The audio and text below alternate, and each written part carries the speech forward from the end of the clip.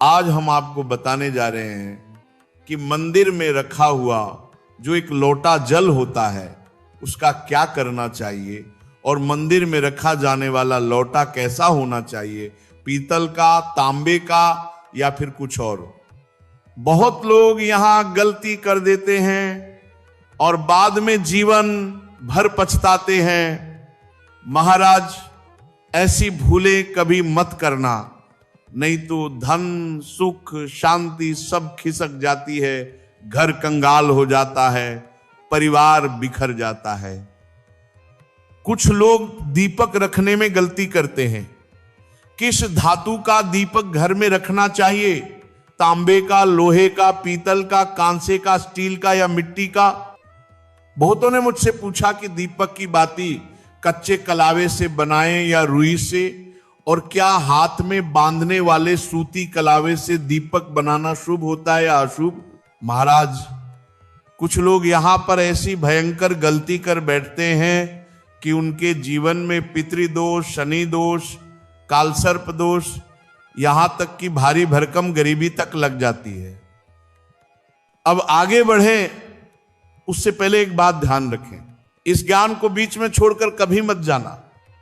अगर छोड़ना ही है तो अभी छोड़ दो महाराज, परंतु बीच में छोड़कर लक्ष्मी माता का अपमान मत करना। बहुत समय से आपके मन में प्रश्न आ रहे थे कि मुख्य द्वार पर जल छिड़कने का सही समय क्या है, सही विधि क्या है, किस समय जल छिड़कें?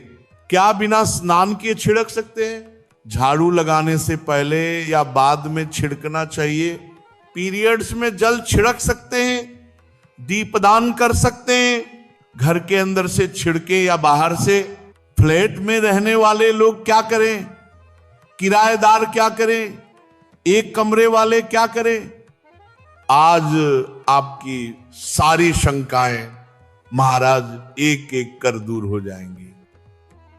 महाराज, पहले जानते हैं कि घर के बाहर या अंदर दीपक जलाने के 5 महान लाभ क्या है। ये 5 लाभ सुनकर आप चौंक जाएंगे, दंग रह जाएंगे। पहला लाभ, घर का अंधकार और नकारात्मकता दूर होती है। जब घर में दीपक जलता है वहां से अंधकार भागता है, नकारात्मकता कोसों दूर चली जाती है और सकारात्मक ऊर्जा का वास हो जाता है। जहां प्रकाश है वहां परमात्मा का वास है महाराज, और जहां अंधकार है वहां परेशानियां, बुरी शक्तियां और विघ्न बाधाएं प्रवेश करती हैं। तेल से जले दीपक का प्रभाव उसके बुझने के आधे घंटे तक रहता है और शुद्ध देसी घी का दीपक बुझने के 4 घंटे बाद तक वातावरण को पवित्र रखता है। दूसरा लाभ, वैज्ञानिक रूप से घर की शुद्धि होती है। घी या सरसों के तेल के दीपक से उठने वाला धुआं वातावरण को सात्विक करता है, हवा में फैले अदृश्य हानिकारक कणों का नाश करता है और हवा को पवित्र करता है। तीसरा लाभ, घर में सुख समृद्धि का वास होता है। सुबह और शाम भगवान के सामने दीपक अवश्य जलाना चाहिए। पूर्व दिशा में दीपक रखने से दीर्घायु, उत्तर दिशा में दीपक रखने से धन समृद्धि बढ़ती है। दीपक हमारे जीवन के अंधकार को भी दूर कर देता है महाराज।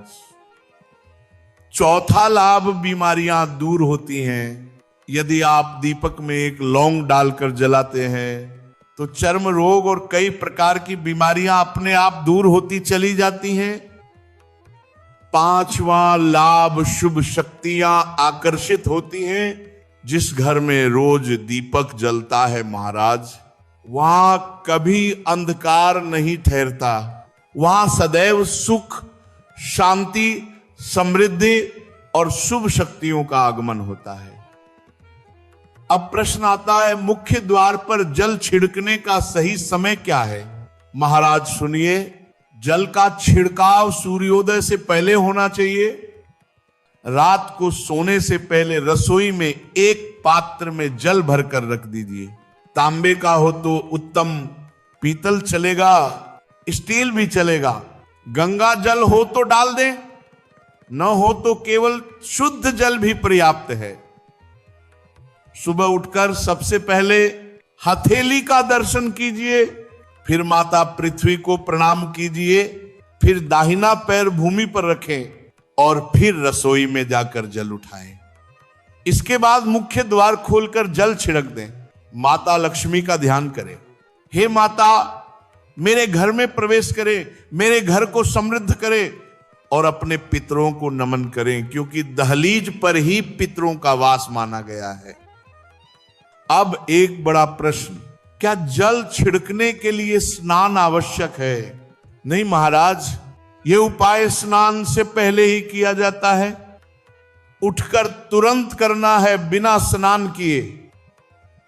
झाड़ू लगाने का प्रश्न, झाड़ू के बाद नहीं, जल छिड़कने के बाद झाड़ू लगाते हैं। अब बात पीरियड्स में क्या किया जा सकता है? महाराज, जल छिड़कना पीरियड्स में भी कर सकती हैं, परंतु दीपदान नहीं। दीपदान शुद्धि के बाद ही किया जाता है।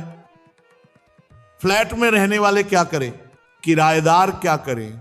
एक कमरे वाले क्या करें? महाराज, जहां आपकी नेम प्लेट है वही आपका मुख्य द्वार है, उसी पर जल छिड़केंगे, वहीं दीपदान करेंगे। अब मंदिर में रखे जल की बात, मंदिर में रखा जल बहुत पवित्र होता है। मंत्र, जप, भक्ति, प्रण, प्रार्थना, सबकी ऊर्जा उस जल में समाहित हो जाती। इसीलिए सुबह की पूजा में एक लोटा जल अवश्य रखा जाता है।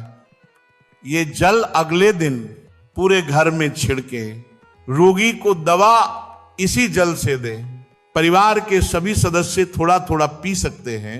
व्यापार स्थल पर छिड़के, तिजोरी पर छिड़के, बच्चों की किताबों पर छिड़के, और यदि भोजन सात्विक